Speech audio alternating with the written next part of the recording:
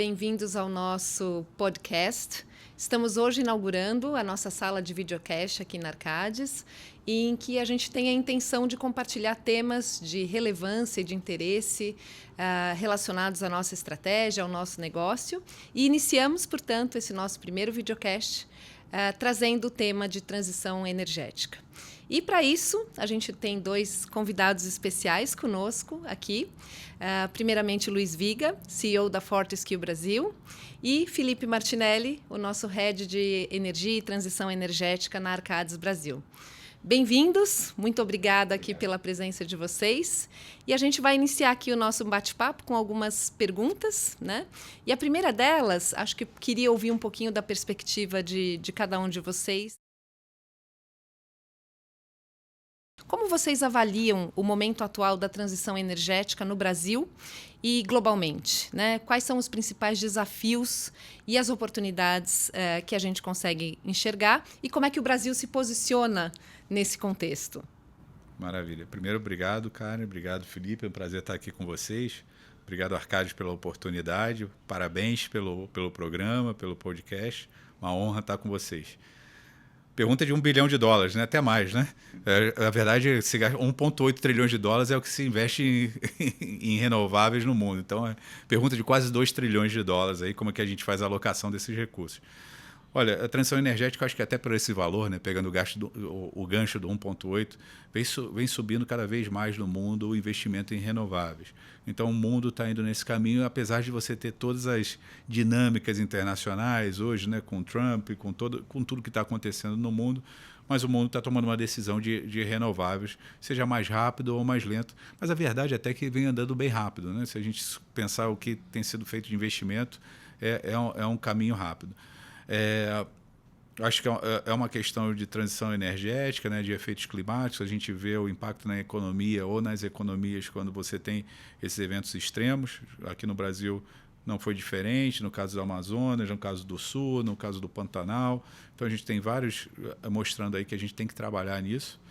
E para o futuro também, né? Olhando para o futuro, como é que vai ser a vida, como vai ser a humanidade, todo o ecossistema onde a gente vive, como é que vai ser. Então, acho que é muito importante, muito relevante. Acho não, tenho certeza. Em relação ao Brasil, vejo o Brasil como uma oportunidade única. E por que isso? Porque o Brasil é diferenciado na transição energética nos renováveis. A verdade é que a gente já fez muito da nossa transição energética no campo de energia, por ser, né? Então, quando você olha a nossa matriz renovável, matriz elétrica, que é mais de 90%, a matriz energética também muito alta, isso você não tem em nenhum país do mundo, na escala que o Brasil pode ter e com as oportunidades que o Brasil pode ter.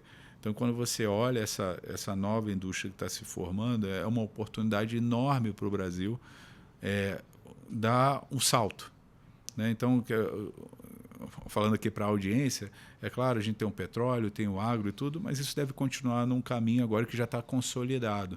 Aquilo que está aquele novo investimento, né, onde se pode fazer, que no mundo é AI e renováveis, a gente é muito forte no renováveis e diria até AI também, porque você tem a congregação também das renováveis com a inteligência artificial.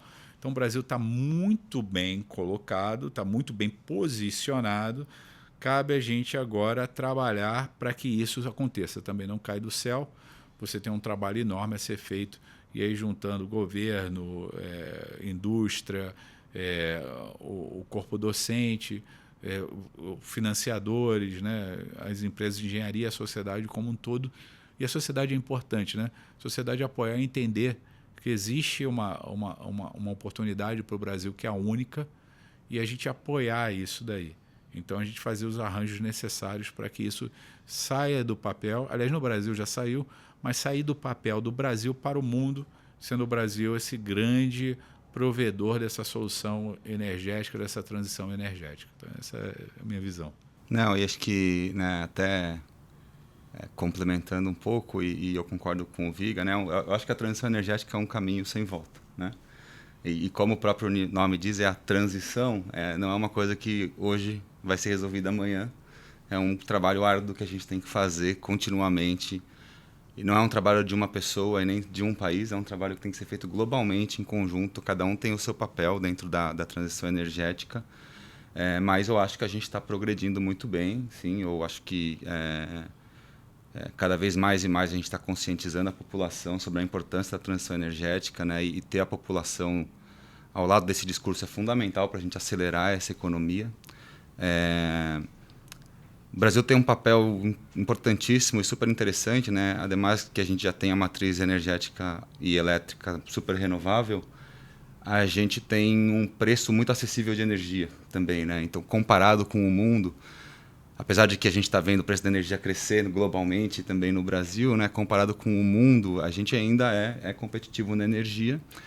E a gente tem a cerejinha do bolo, que é o nosso sistema de transmissão integrado, né? Que traz segurança de fornecimento de energia e para esses projetos que a gente vai precisar fazer de eletrificação, de hidrogênio, para poder descarbonizar a sociedade, um grid confiável é fundamental para a gente poder desenvolver o mercado.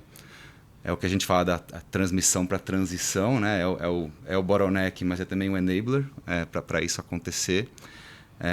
Então, temos muito trabalho para fazer também no grid, né, Viga, como a gente já sabe, mas, de fato, é um outro diferencial que o Brasil tem, que somado à capacidade de energia renovável, que tem uma capacidade incrível de expansão ainda, né?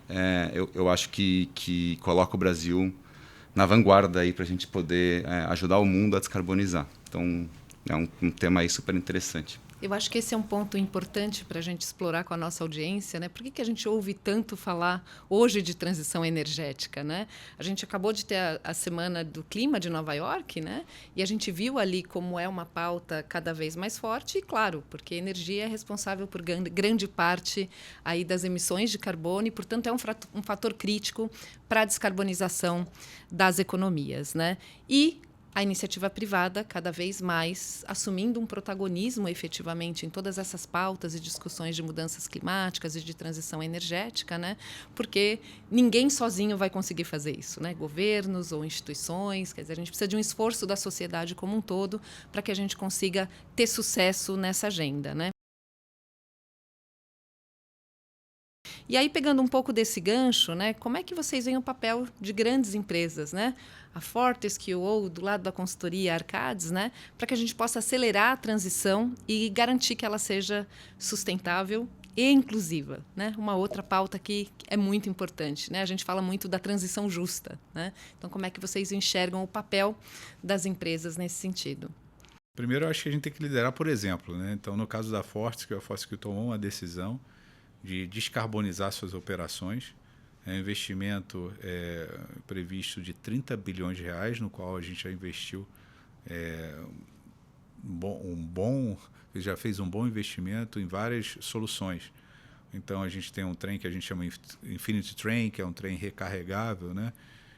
Na Austrália, você...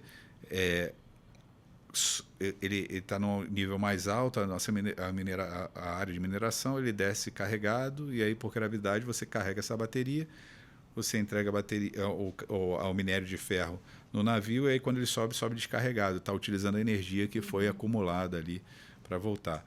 Equipamentos também, aqueles grandes equipamentos, caminhões fora de estrada, aqueles caminhões enormes de mineração, né, onde você tem só o pneu do caminhão 10 vezes a altura da pessoa, vocês estão acostumados, né? A Vale tem muito isso daqui também. Isso daí a gente está trabalhando com baterias elétricas, com células de hidrogênio e outros tantos equipamentos. A gente também tem um navio que é movido a amônia, né? Parte da frota da Fortescue. Então, liderar, por exemplo. Então, a gente está mostrando ao mundo o que dá para fazer, né? E de maneira sustentável, que a gente acredita que isso daí vai trazer muito mais retorno para o acionista, né? Essa descarbonização das nossas operações saindo do diesel. Então, é sustentável e economicamente viável. Então, liderar, por exemplo, acho que em termos de treinamento também, treinar as pessoas, né? Então, a gente tem um programa muito grande na mineração para essas pessoas estarem aptas a trabalhar com essas novas tecnologias de transição energética. Então, treinamento para o mecânico, para quem vai trabalhar com os equipamentos, e a sociedade em geral também. No caso da Fortescue lá na mineração, que é onde a gente tem a operação, e na Austrália, você dar oportunidade para essas pessoas se desenvolverem. Muito interessante que a gente tem diretores dentro do site hoje de exploração que são aborígenes, pessoas ali da região, né, que a gente treinou, que trabalhou e que hoje estão tendo um sucesso enorme, fazendo carreiras no mundo corporativo. E o muito importante para mim também é uma lição, algo que eu aprendi através dos anos, nem todo mundo quer trabalhar na indústria. Então, respeitar também, quando a gente fala de inclusão justa, é respeitar o cara que quer ser o pescador, é respeitar a pessoa que quer fazer o artesanato. Isso daí, para mim, é o justo. Então, você ter o conhecimento e dizer... Porque às vezes a gente diz, olha, eu vou levar a indústria, vai ser maravilhoso para todo mundo. Não, você tem que escutar as pessoas. No projeto da Fortescue aqui no Brasil, e isso acho que é emblemático e não foi feito, a gente escutou catalogado mais de 5.000 pessoas dentro da comunidade, né? E para escutar o que você gostaria de fazer. Então, eram vários aí, chamamos de encontros, onde a gente realmente fazia um negócio muito simples. Era uma casinha da comunidade, um café, um bolinho, botava um slide lá, um videozinho e mostrava do que se tratava o nosso projeto. E tanto que a gente teve na nossa... A gente foi o primeiro a ter licença ambiental aqui no Brasil para um grande projeto desse, e foi super elogiado. Então, a gente teve representante indígena, representante da comunidade, e todos falaram assim, não, olha, eu já estou vindo aqui, mas eu já conheço o projeto da Fortescue, já me explicaram. Então, essa é licença social, isso daí é inclusivo, é dizer para eles que, olha, não vim aqui tirar, quem é pescador, a gente vai respeitar ali o mar, o que você está fazendo, a gente está fazendo X, Y, Z. Né? Então, eu acho que essa é a transição energética justa, é você entender de todos, trazer a comunidade. É claro que cada um vai fazer, né, como uma casa vai ter acomodações, né? Mas se você entender que é para um bem maior, se a comunidade entra um bem maior, é super importante. E a sociedade tem que fazer isso, né? Tem que pensar, olha, olhando para o futuro dos meus filhos, oportunidades de emprego, seja na indústria, seja pescando, a transição energética traz essas novas oportunidades. Então a Fortescue tem liderado, por exemplo, aí fazendo esses trabalhos. Falar um pouco sobre como eu vejo o papel da Arcadis, né? Acho que um complemento, olhando especialmente o projeto da Fortescue, né? A diferença que faz o engajamento da comunidade no processo decisório de um projeto, assim, né? E aí que você traz a justiça para a transição energética, dar voz para todo mundo poder colocar a sua perspectiva e aí fazer um projeto e fazer um investimento que seja alinhado com todas as partes. Fora, né, um outro exemplo do projeto da Fortescue, soluções de consequência que você traz para a comunidade e para o meio ambiente, a partir de um projeto bem planejado, como, por exemplo, o estudo de água de reuso, que a Fortescue está estudando em conjunto com a gente, no projeto em que você vai trazer um benefício adicional a dar uso para aquela água de reuso que seria desperdiçada e muitas vezes até despejada no meio ambiente, e trazer isso como um viés econômico que vai gerar, além de economia, emprego e um benefício positivo ambiental para a comunidade, né? Arcadis, falando pelo lado da Arcadis, né, que é uma consultoria, né, então a gente impacta através dos nossos clientes, no final das contas. Eu acho que na Arcadis tudo começa se a gente for ler a estratégia da Arcadis, né? A estratégia da Arcadis, resumida em algumas palavras, ela vai passar por melhorar a qualidade de vida das pessoas, impulsionar um futuro positivo para o planeta, liderança em transição energética, né? Então, a Arcadis, por sua vez, já colocou a sustentabilidade desde sempre, né, desde a nossa origem, e a transição energética como uma prioridade para o nosso negócio, o que favorece com que a gente priorize trabalhar em projetos como o projeto da Fortescue, que vão trazer um benefício importante para a economia social e econômica. Então, já começa por aí, né? E aí, olhando na prática, a empresa faz vários investimentos nas pessoas, né? Então, a gente tem, por exemplo, a Fundação Love Clan, que detém aí a maior parte das ações da Arcadis, e com um propósito de investir somente nas pessoas da Arcadis.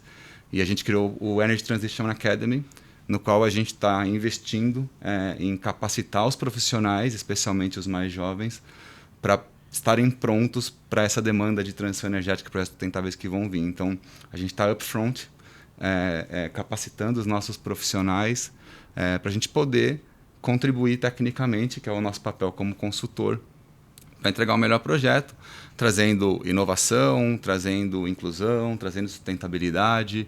Então, a Arcadis se posiciona apoiando os clientes como a Fortescue, né, que estão na vanguarda aí da sustentabilidade, em tornar esse projeto viável, né? Então, a gente impacta por esse caminho.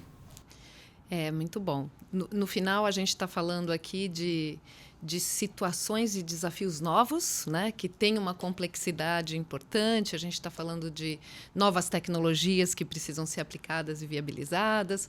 A gente falou muito, né, sobre o tema de que, no final do dia, quando a gente fala da agenda ESG ou de sustentabilidade, né, a relação tem que ser sempre de ganha-ganha, né? Então, esse respeito pela comunidade, ouvir, né, a gente está chegando num ambiente já ocupado, né, em que as pessoas estão ali, enfim, isso faz toda a diferença, né? E faz toda a diferença para a construção de um processo que, no final, ele não trava, né? Porque ele vai ter uma engenharia que vai respeitar ou fazer o uso consciente, né, dos recursos desse projeto, a comunidade está sendo ouvida e também se beneficia, né, daquilo que está chegando, né? Quer seja por empregos ou quer seja pela oportunidade de incentivar uma economia local que já existe, enfim. Então, eu acho que essa abordagem, né, ela só traz benefícios para todo mundo, né?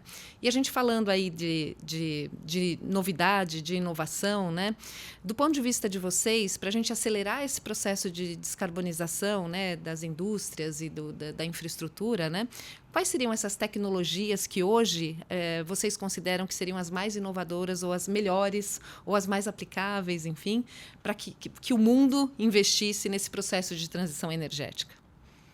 Outra pergunta do milhão, né? Exatamente, cara. Eu vou falar um pouquinho com o meu bias do hidrogênio verde. Eu acho que o hidrogênio verde, é claro que sozinho ele não vai resolver tudo, mas ele é um grande vetor para resolver muita coisa e nos ajudar, né? Até porque se for pensar em eólica e solar, isso daí já está nadando de braçada, né? Principalmente no Brasil aqui. Offshore eu acho que vai vir no futuro, né? Quando caindo um pouco mais de preço, é tecnologia. Então eu acredito muito no hidrogênio verde e aí os desafios são desafios tecnológicos, né? O quanto que você pode operar esse equipamento de maneira mais eficiente, né? Eficiência energética, eu acho que é muito, talvez um pouquinho mais técnico aí, mas a gente acaba olhando muito para o CAPEX e esquece que isso daqui é uma obra de eletrificação. Sim.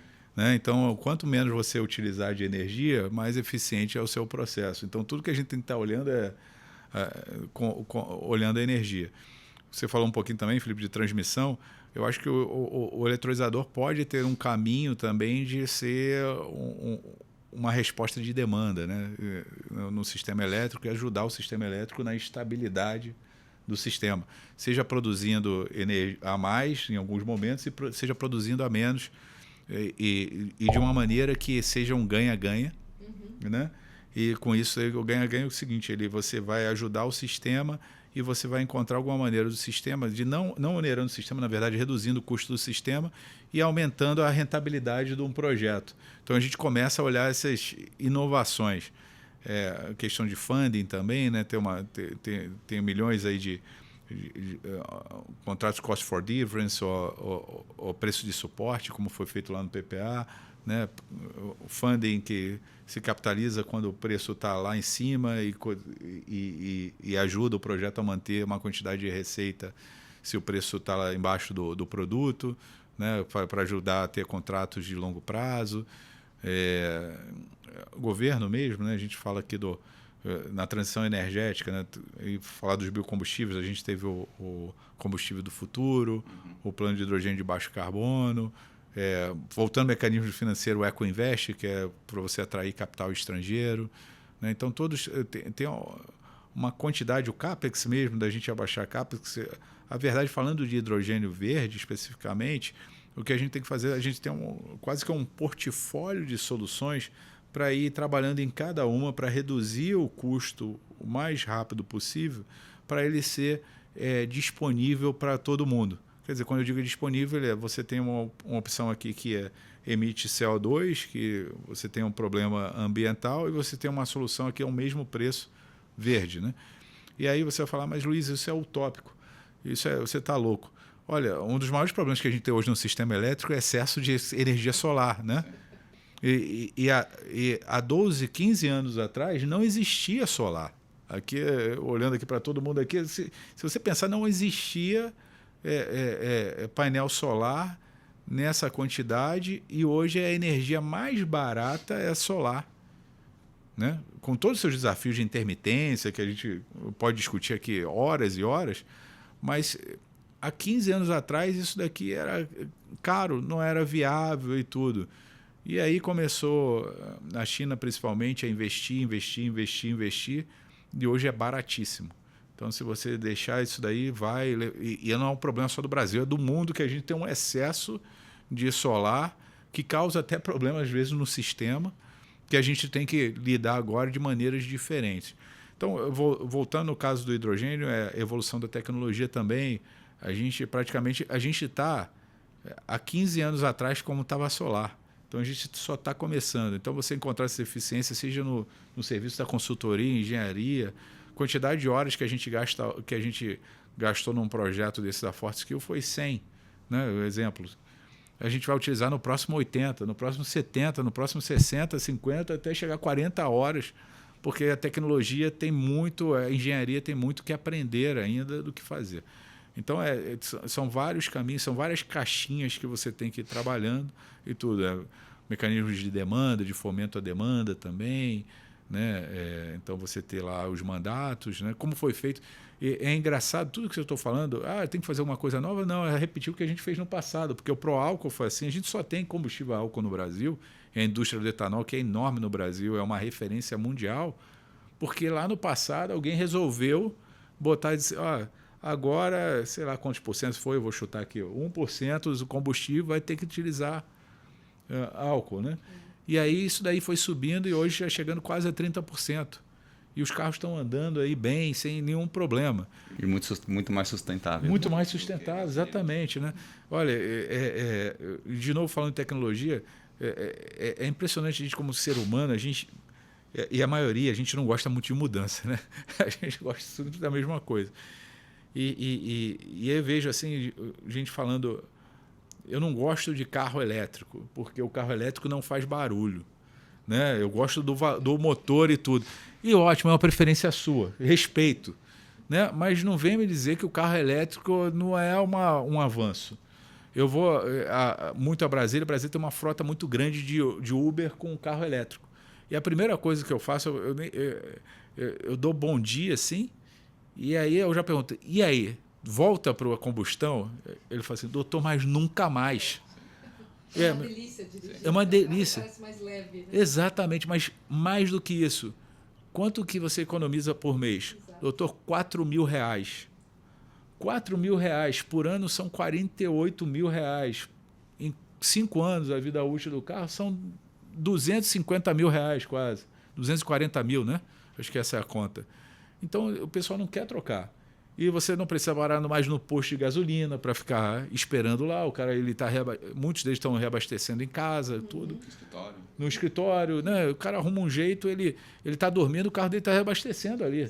Né? E a gente viveu quando tem crise, aumento de... Eu lembro muito bem, assim, eu não fiz muito, mas meus pais, assim, meu pai principalmente, ia mudar o preço da gasolina. Que todo mundo corria para o posto de gasolina, né? Aí aparecia no Jornal Nacional aquela fila, eu não sei mais se existe mais isso, mas para te falar, lembra, né? Tinha uma fila de carros esperando para abastecer e você perdia 2 horas ali para abastecer.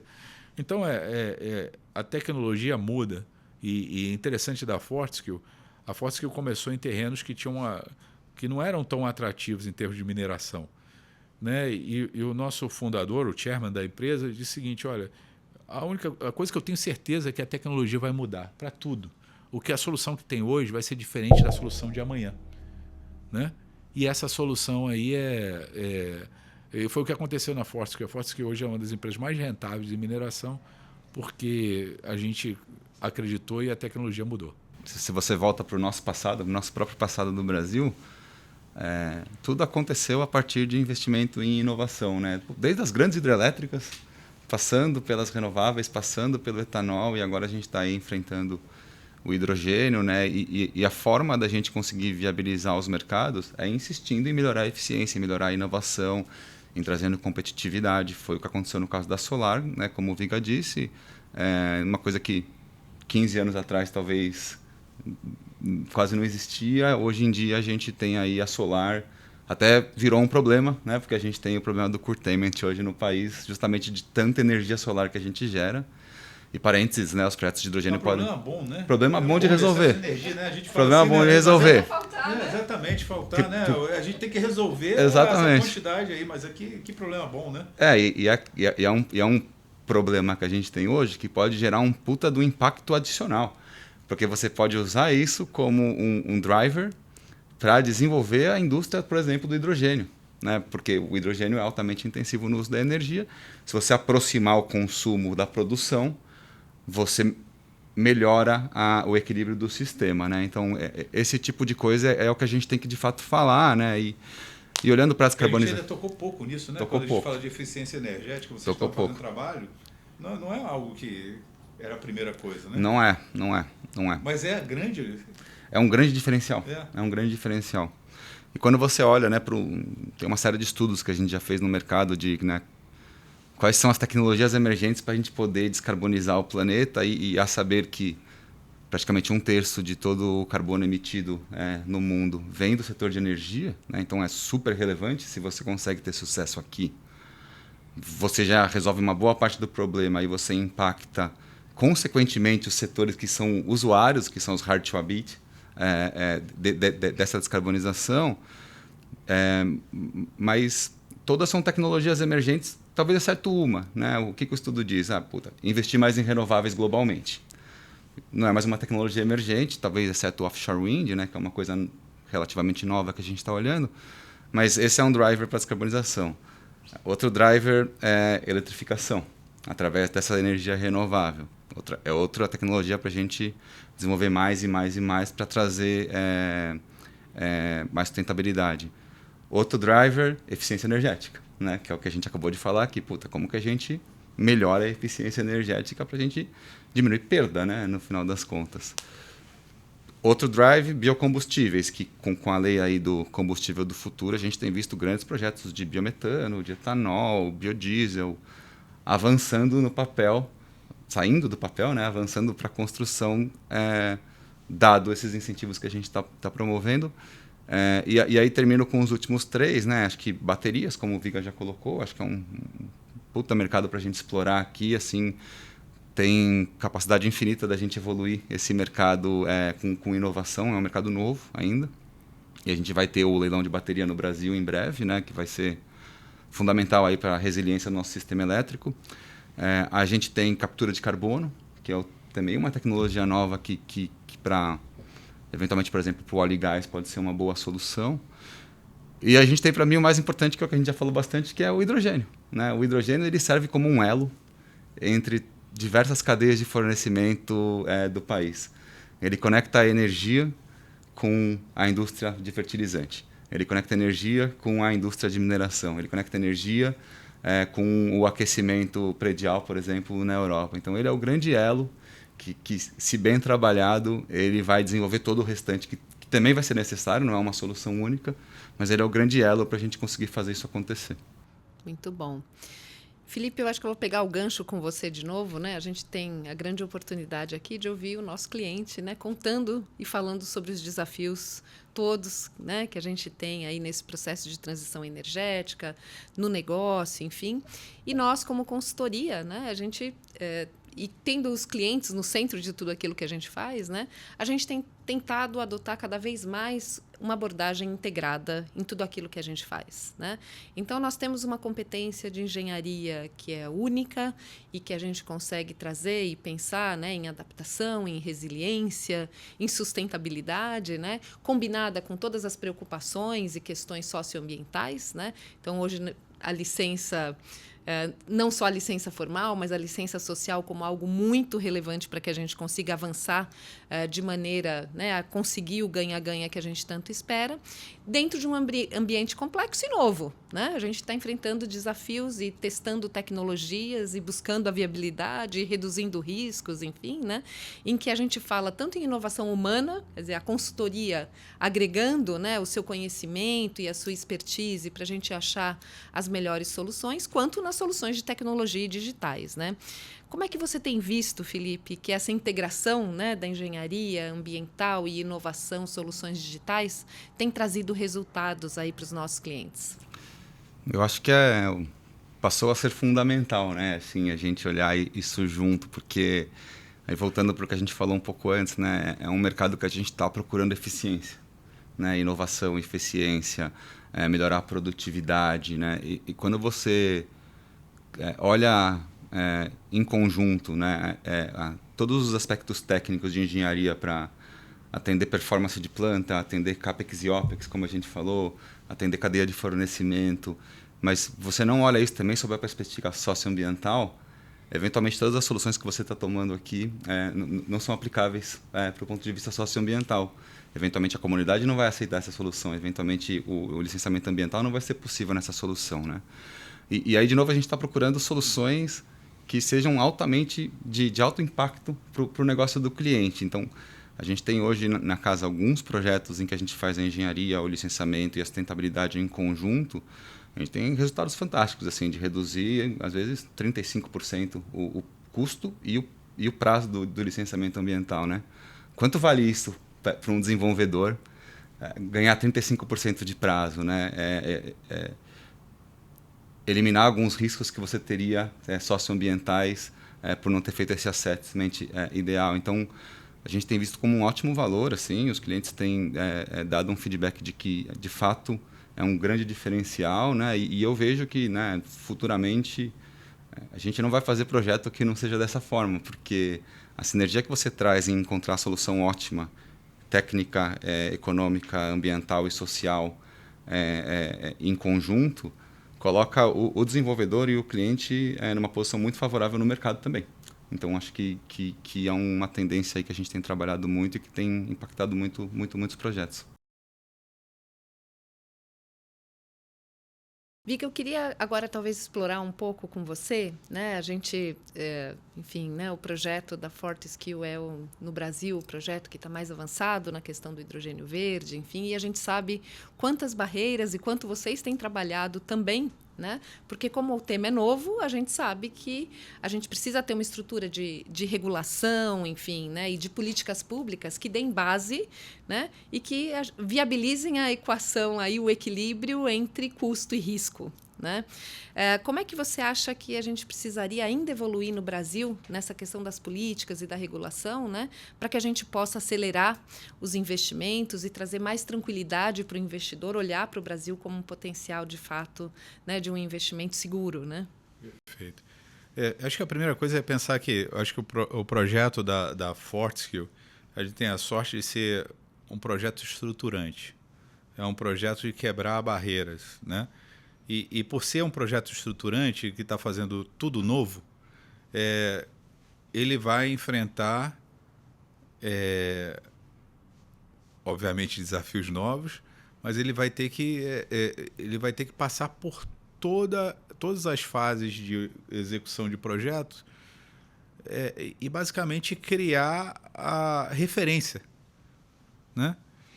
E esses projetos, eles têm que ser vistos como um investimento da sociedade, da indústria e da sociedade como um todo. Porque eles são replicáveis depois. Eles vão acontecer, o primeiro projeto, acontece o segundo, o terceiro, o quarto, e você tem um desenvolvimento da nação como um todo. Então, hoje eu estava lá com o BNDES e a gente o projeto da Fortescue. A verdade, a gente tem que estar muito orgulhoso aqui, como Arcadis também, que vocês participaram, vocês foram grandes parceiros, são grandes parceiros. Que esse projeto da Fortescue, ele foi o primeiro a ter terreno alugado no PECEM. Foi o primeiro a ser aprovado pela Zona de Processamento de Exportação. Foi o primeiro a ter licença ambiental aprovada. foi o primeiro, no primeiro lote do ITA, que é o Industrial Transition Accelerator, que foi criado na COP, né? Onde você tem projetos, são projetos flagships do Brasil, né? Foi o primeiro, foi um dos primeiros também, no primeiro pacote do BIP, que é o Brazilian Investment Platform, que é capitaneado pelo BNDES, né? Para atrair investimentos do exterior. Esse projeto é primeiro em muita coisa, né? Então, então a gente passou por tudo isso daí, e ele é um projeto estruturante que vai ajudar. Depois que o projeto da Fortescue fechou o primeiro contrato de terras de arrendamento, que parece simples, mas não é um contrato de arrendamento com todos os riscos fundiários, dentro de uma área industrial, para fazer hidrogênio, amônia, 6 meses de negociação, né, envolvendo os melhores advogados, os melhores consultores dos dois lados, foram assinados depois de 3 meses, mais 4 ou 5 contratos, que você mostra que você desata, né, a coisa, porque você encontra dentro o que a indústria pode se comprometer e o que quem está arrendando a terra pode. E isso é para tudo. Então, aqui, quando a gente olha nesses projetos, e aí foi conversado hoje de manhã, no Brasil Investment Platform não quer colocar projeto de eólica e de solar. Não porque... E não tem projeto lá de eólica e solar. E o motivo é o seguinte: eólica e solar já anda com as próprias pernas, já resolveu, quer botar projetos estruturantes que vão modificar o Brasil. E o projeto da Fortescue tem a honra de estar entre um deles lá, né? E a gente está tentando, trabalhando. Nada está resolvido ainda, eu gosto de falar isso, né? Mas por persistência, resiliência, colaboração, né? Eu também tenho a sorte de ser um dos fundadores da ABIV, que é a Associação Brasileira da Indústria de Hidrogênio Verde. Somos quase 40 empresas hoje, empresas como Eletrobras, Vale, ThyssenKrupp, Yara, são só os maiores produtores de fertilizantes do mundo, de aço, de energia renovável, os maiores de mineração, né? E mostra legal também que mostra uma cadeia, né? Uma associação de cadeia. Numa associação... se você pegar a Beólica, que é uma associação que eu adoro, que a gente olhou muito, é uma associação que está os geradores de energia. Sim. Né? Uhum. Né? E dentro e claro, tem os equipamentos e tudo, mas é basicamente da eólica, que é o que é para ser. Ali na BIV acabou se formando ali, por ser a natureza do hidrogênio verde, quando você colocou muito bem, que é esse vetor para o combustível, é o vetor para o fertilizante, é o vetor para o minério de ferro verde, é o vetor para combustível de navegação, é o vetor para XYZ, né, para a indústria química, é o vetor para a refinaria. Acabou se juntando empresas com diferentes negócios, né, em diferentes segmentos de negócio. E isso está muito honrado. Para mim é ótimo, porque é um aprendizado enorme. Então hoje eu já sei mais ou menos o que é o fertilizante e várias outras coisas. Mas então mostra aí que esses projetos são estruturantes e você precisa de regulamentação, né? Que a gente fez com o projeto de hidrogênio de baixo carbono, né? Com a lei. O Combustível do Futuro também entra um pouco nisso. Precisa dos mandatos. Precisa dessa estruturação e colaboração, é uma série de coisas, também do custo que a gente já falou. Então, a gente tá quase lá. Tá? Vai ter horas que vai andar mais rápido, porque existe um problema no mundo, um desafio que tem que ser feito. Vai ter horas que vai andar mais lento, porque de repente, os Estados Unidos mudou a política e está fazendo pressão para que esse negócio não ande tão rápido. Então, mas eu gosto sempre de voltar aqui para o Brasil e pensar por que a gente está no Brasil? Por que a Fortescue escolheu, entre mais de 100 projetos do mundo, o Brasil? Porque quando eu comecei, eu fui literalmente o funcionário número 1 aqui, desenvolvendo o negócio, a gente tinha mais 100 projetos no mundo. E por que esse projeto virou o projeto principal? Porque os fundamentos, como você colocou, a energia barata, escalável, replicável, dentro de um sistema integrado, onde você tem bankable e você tem uma infraestrutura. A gente tem infraestruturas que não estão muito utilizadas ainda no Nordeste, e aonde você tem energia no Nordeste, o Brasil tem condição de fazer isso muito competitivo, né, em escala replicável e conversando com os nossos maiores, assim, nossas maiores riquezas hoje são o quê? A indústria do agro, né? E aí o hidrogênio faz o fertilizante, é o minério de ferro, e aí a gente pode fazer aqui, agregar valor ao minério de ferro com hidrogênio, e a indústria de óleo e gás, né? A indústria de óleo e gás usa o hidrogênio hoje nos seus processos, né? ou químicos. O hidrogênio pode ser substituído com hidrogênio verde. Então, é uma possibilidade tremenda para estruturar esse mercado, e a gente vai encontrando, né? A gente vai indo, vai, volta para a prancheta, o cliente diz, eu preciso que abaixe o preço aqui, a gente vai trabalhando, é o normal. Normal para quem está indo desbravando uma indústria junto à Fortescue e vocês, mas me deixa muito orgulhoso, para te falar a verdade, quando a gente olha para trás. Hoje eu escutei de um empreendedor também de um projeto de biomassa. A gente vive do luxo à pobreza no mesmo dia, né? né? Então, começa o dia excelente, aí tem uma notícia péssima depois no final do dia, e no outro dia melhora e tudo. É isso, é meio que... para quem é empreendedor e tá, isso aqui é um projeto de empreendedorismo, na verdade, onde você tem que juntar todas as peças. É um projeto de colaboração, onde não tem... Claro, você tem que guardar o IP e tudo, mas não tem competição entre as empresas. Aqui a gente tem mais é colaborar para o negócio sair. Tem espaço para todo mundo. Tem espaço para todo mundo. Não tem, a quantidade de clientes nesse momento é tão grande, se a gente chegar no valor que a gente precisa, que a gente não precisa se preocupar com isso. Então, acho que é um momento único. Eu sou muito agradecido por ter essa oportunidade. E vamos trabalhando. Resiliência, vontade. E é engraçado que só essa semana, hoje é quarta-feira, né? Sim. Eu já tive no Ministério da Fazenda, no Itamaraty, e quem mais? Está me faltando agora... O BNDES, exatamente. Né? Mas para mostrar assim, que é tanta coisa para fazer. No Itamaraty é porque a gente o Mercosul assinou um acordo com a Europa, porque também vem as oportunidades dos Estados Unidos, né? Uma vez me perguntam, o que acontece nos Estados Unidos de tarifaço? Aconteceu que o Brasil teve que procurar alternativas, né? E procurando alternativas, a gente acelerou agora o Mercosul, o acordo do Mercosul com a União Europeia, e uma das coisas bem legais lá é que a gente está deixando de taxar a amônia. A gente paga 5% de taxa o europeu quando compra a nossa amônia. Aliás, não compra porque não existe, a gente não produz amônia, porque a gente tem um gás natural caro, e o hidrogênio verde traz essa possibilidade de a gente produzir amônia, né? A gente tem 5% de redução no imposto. Então, eu estou lá no Itamaraty batendo na porta. Olha, vocês viram que vocês assinaram aqui, vou explicar o porquê, né? Isso aqui é tão importante para o Brasil estratégico, porque é algo novo também, não espero.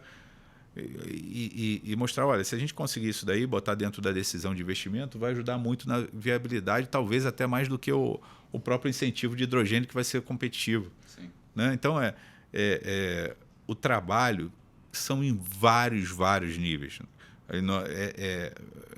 Com todo... Isso é estruturante, com todo respeito à engenharia. A engenharia faz parte da estrutura, mas esse negócio estruturante que modifica tudo é dentro de um ecossistema, mas muito maior. Muito maior. É você entender de legislação, regulamentação, é o que o Felipe falou, oportunidades. Putz, eu tenho aqui um problema que essa minha solução pode ajudar a resolver. Sabe? Na questão do curtailment. Né? E eu posso monetizar isso de alguma maneira para encontrar viabilidade econômica. Então, a gente está nesse momento também de criatividade agora. Sim. Então, é muita coisa, e isso daí é a parte que eu acho que todo mundo, aí, quem quer, se tiver alguém querendo fazer engenharia e tudo, engenharia, esse negócio, tudo, você pode fazer 1 milhão de coisas. Sim. Você pode prospectar 1 milhão de coisas diferentes quando você tem uma oportunidade dessa. E eu acho que aqui a gente que está participando disso, a gente está sendo essa oportunidade. A gente tem que olhar um pouquinho para trás também e ver tudo que foi feito e a quantidade de coisas que a gente aprendeu ou teve a oportunidade de interagir. Dois comentários rápidos, né? Acho que A BIV faz um trabalho fantástico, né? E essa visão multissetorial que a BIV traz, né? Tem o off-taker, tem o produtor, tem a empresa de energia, tem o fornecedor de equipamento. Traz uma visão multissetorial de colaboração que tem feito toda a diferença, né? Acho que no desenvolvimento do mercado, assim, né? Acho que tem que olhar, todos temos que olhar com orgulho para até onde a gente já chegou. Ainda tem um caminho para percorrer, mas a gente já avançou muito, né? E só falando dos primeiros, né? O projeto da Fortes, que foi o primeiro da Arcades, no hidrogênio também.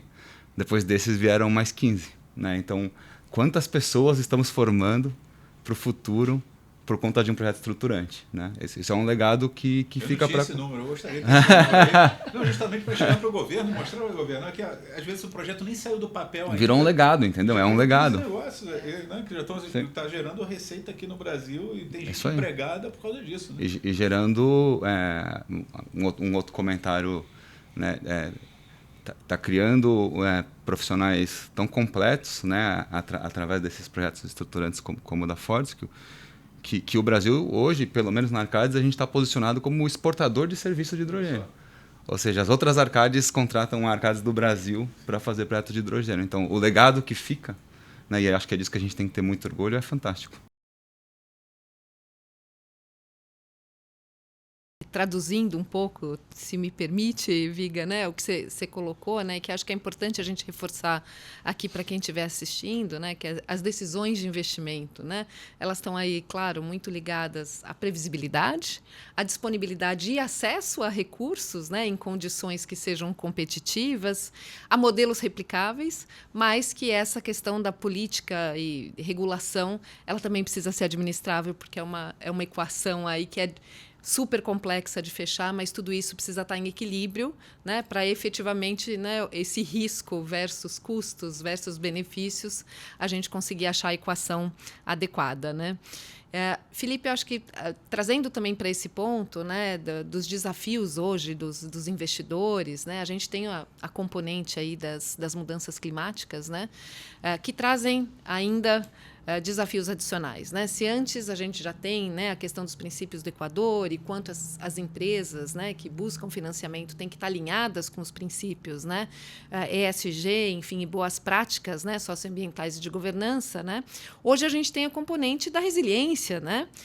Porque essa infraestrutura tem que estar preparada, não só para enfrentar esses eventos extremos que hoje são cada vez mais comuns, mas para que ela continue operando, né? Para que não se entre em colapso, né? E a gente tem enfrentado muitos desses desafios, né? Quer dizer, é trazer a infraestrutura, um design que garanta essa infraestrutura mais resiliente, que tenha eficiência, porque o custo está sempre nessa equação, e com todos os desafios que todo o mundo tem hoje, né? Com seus targets e com seus objetivos e metas relacionados à sustentabilidade, né? Se você também puder contar um pouco da nossa história, né? E como é que a gente tem navegado nesse ambiente complexo, seria muito bom. Claro. Não, a Arcades no Brasil fez parte ativamente da construção da infraestrutura geral do Brasil. A gente esteve nos maiores projetos que foram feitos no Brasil, nas grandes hidrelétricas, nas rodovias, nas ferrovias. A gente passou por isso e no mercado de hidrogênio e descarbonização não vai ser diferente. A gente não pode fazer nada se a infraestrutura não estiver lá o suficiente para a gente fazer um projeto, né? E aí, voltando um pouco, né, na visão integrada da sustentabilidade, licenciamento ambiental e engenharia, trazer esse componente para os hubs do ponto de vista de riscos climáticos é um valor adicional que tem que ser colocado, né? Porque esses projetos que a gente está colocando dentro dessas infraestruturas compartilhadas desses hubs, eles são muito grandes, eles são estruturantes e as mudanças climáticas estão aí, esses projetos vão ajudar a diminuir as mudanças climáticas, mas elas ainda estão aí, né? Então, trazer esse componente aí da sustentabilidade, da resiliência climática para a infraestrutura, acho que é fundamental, e a gente tem feito muito isso. E eu acho que a infraestrutura, especialmente nos projetos de combustíveis de baixo carbono, como o hidrogênio, ela é um enabler, assim, né? A gente a gente já estudou muito, a gente falou muito disso, a gente fez um evento na Arcades, né? 2 meses atrás, 1 mês atrás, só para falar de hubs verdes, ou seja, fornecimento de infraestrutura para os projetos como o da Fortescue serem desenvolvidos. E a conclusão que a gente chega é que eles são mandatórios para a gente poder alcançar a sinergia que a gente precisa, né? E aí eu estou falando de infraestrutura de transmissão de energia, infraestrutura de geração de energia, infraestrutura de fornecimento de água, infraestrutura de transporte e armazenamento de produto. A gente já sabe, né, que olhar essa infraestrutura de uma forma colaborativa e compartilhada entre os desenvolvedores ajuda muito na viabilidade do negócio, né, por 2 principais motivos. O primeiro motivo é mitigação de risco. Então, você está dividindo o risco em empresas que são especialistas naquele pedaço da infraestrutura a construir e operar aquela infraestrutura, né? Então, você vai trazer uma empresa que é especialista em subestações e linhas de transmissão para ela fornecer aquele componente, e esse componente é dividido entre o projeto do Viga, entre o projeto B, o projeto C. O mesmo vale para tancagem, transporte, né? Super desafio é a gente mover e estocar esses múltiplos produtos que são gerados dentro de um hub sob o ponto de vista de segurança de processo, né? Então, faz sentido trazer uma empresa especialista, né, que constrói e opera, como a gente está fazendo em PCI, né, no final das contas, esse tipo de ativo. E aí o segundo benefício é a redução de custo, né? Porque a partir do momento que o Viga não precisa construir todo o pátio de tancagem do produto, ele vai dividir essa construção com outros desenvolvedores, você reduz o custo do investimento e você aumenta a chance de a gente chegar no preço que a gente quer chegar, né? Então, junto aí com a... Ou diminui o equity, né? Você está trocando CAPEX por OPEX. Por OPEX, exatamente, né? E diminui muito o risco do negócio, né? Porque aí você está colocando a empresa que é especialista naquele tema para tratar daquele tema, né? Então, a infraestrutura é um must, né? Temos que ter esses investimentos, estão acontecendo, né? A gente tem a IPCEM, a gente tem a SU, a gente tem SWAP, estão trabalhando e avançando muito nesse sentido.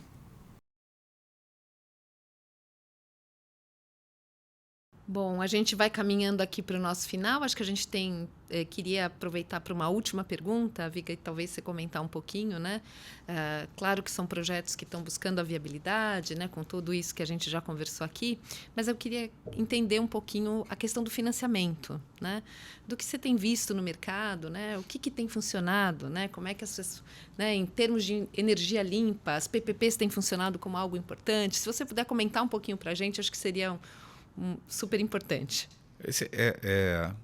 Bom, primeiro queria deixar bem claro até para projetos desses estruturantes e projetos de transição energética, e aí vou puxar um pouquinho para a exportação também, que é o caso da Fortescue, e botar um parênteses: a gente exporta não é porque a gente não quer vender para o cliente interno. Se você me apresentar um cliente interno que possa pagar pelo hidrogênio verde, hoje eu vendo para ele ontem. Até reduz o próprio custo. Exatamente. Reduz meu custo, reduz a complexidade de tudo que eu tenho que fazer.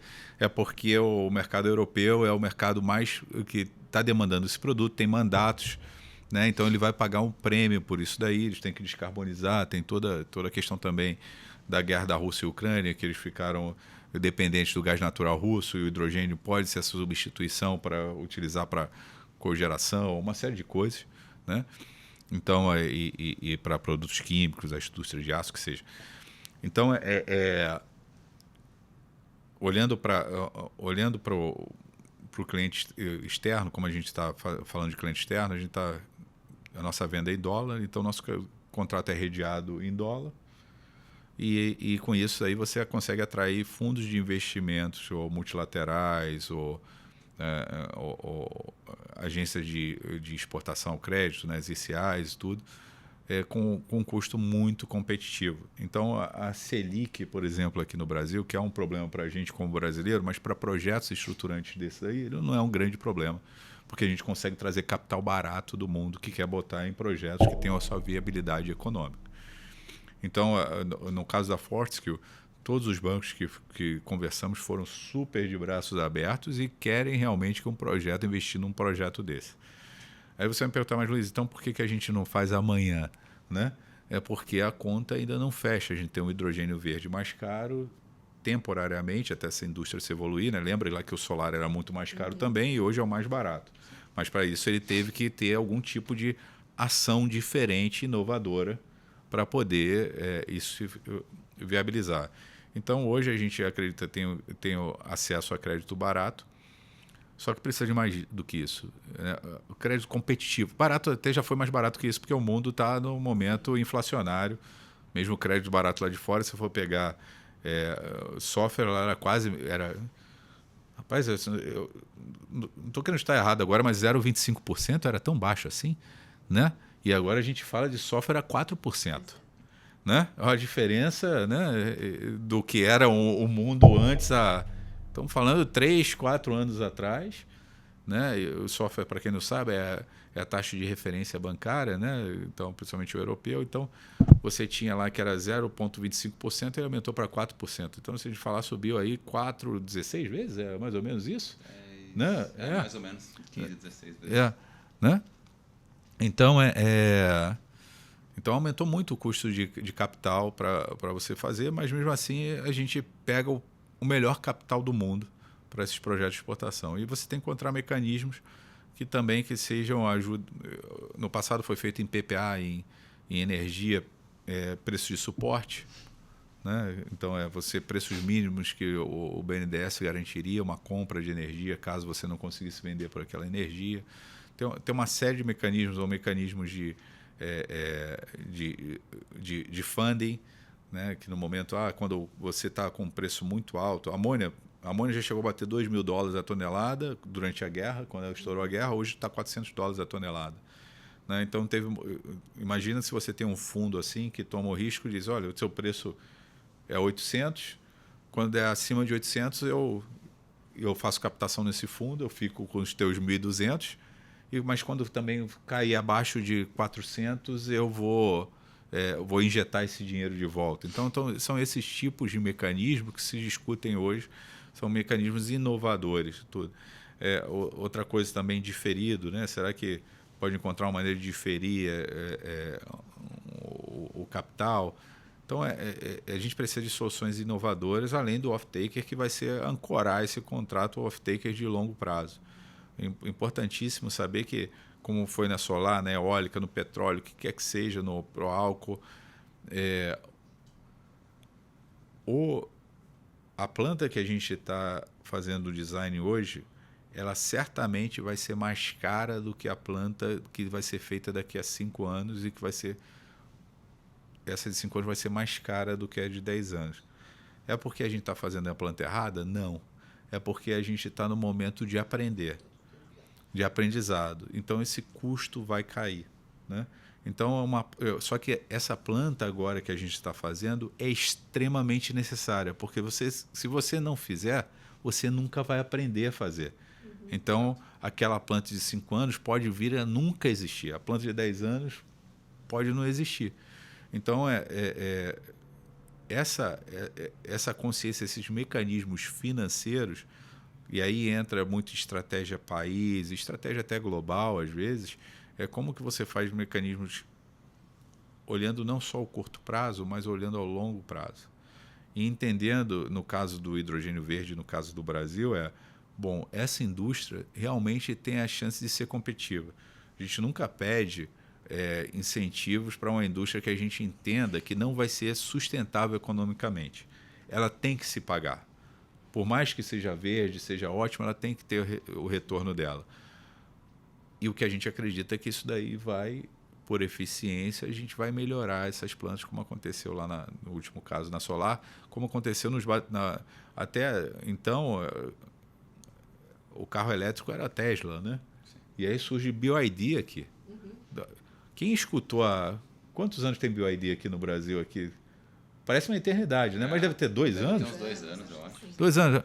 4 anos atrás ou 5 anos atrás, quem escutou BioID aqui nessa sala?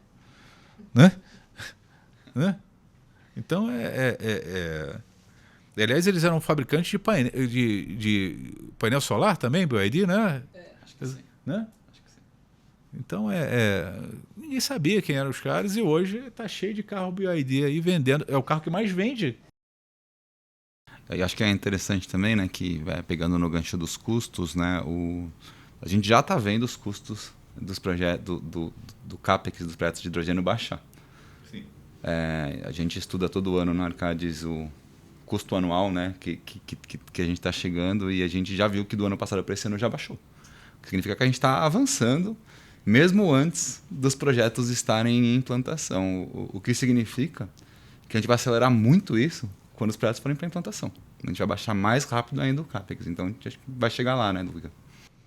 Exatamente. Essa é a premissa, né? E trabalhei em empresa de tecnologia, se você tem uma indústria que está demandando, e até o caso de qualquer empresa de consultoria que está demandando muita gente, você vai colocar 500 engenheiros trabalhando. Se a indústria não está demandando, você vai colocar 5.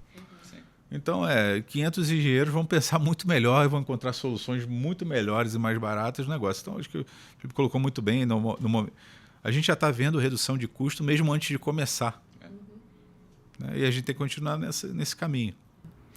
Bom, muito obrigada. A gente poderia ficar aqui conversando por horas, né? Acho que tem muito assunto, mas queria agradecer mais uma vez, Viga, a tua disponibilidade de estar aqui, gentilmente compartilhar aí toda essa experiência e conhecimento que você tem. Felipe, muito obrigada também por estar aqui com a gente. E encerramos, né? E até o próximo episódio.